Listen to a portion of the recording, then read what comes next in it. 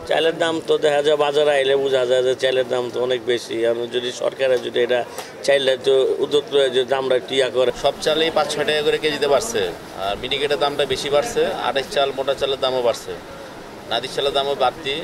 মিনিকেট চাল আমরা ঈদের আগে যেটা বিক্রি করছি 70-72 টাকা, ওটা এখন 75 টাকা 80 টাকা বিক্রি করতেছি। আর তীর কোম্পানি, আগিস কোম্পানি, এগুলোর দাম অনেক বেশি। এই ভরা মৌসুমে চালের দাম কেন বাড়লো? আমরা তো খুচরা বিক্রি করি, কেন বাড়ছে আমরা বলতে পারতেছি না, কিন্তু আমরা যেখান থেকে মাল আনি, আমরা কৃষি মার্কেট থেকে মাল আনতেছি, ওরা বলতেছে যে মেলে দাম বাড়তি। এবং মেলে কেন বাড়তি, এটা মেলে যদি যায় একটু আপনার এই খোঁজখবর না।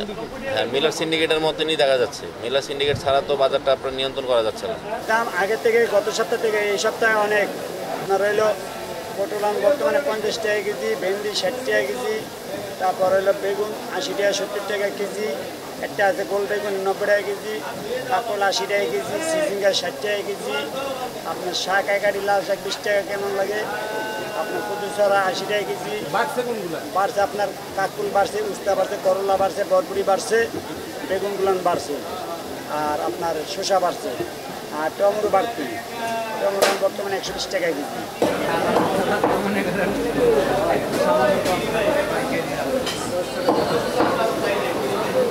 স্বাভাবিক আছে না? বাজার তো স্বাভাবিক আছে, বেশি বাড়ে না কমে না। লেয়ারের দামটা লেয়ারের দামটা আপনার আগের মতনই আছে, 10 টাকা প্রতি আগে। 10 টাকা বলছে না? আপনার লেয়ার বেচতেছি 300, আর ব্রয়লার বেচতেছি 200, এই 180 থেকে 160 টাকা, 70 থেকে 60 টাকা। লেয়ারের মুরগির দামটা একটু কম। হ্যাঁ।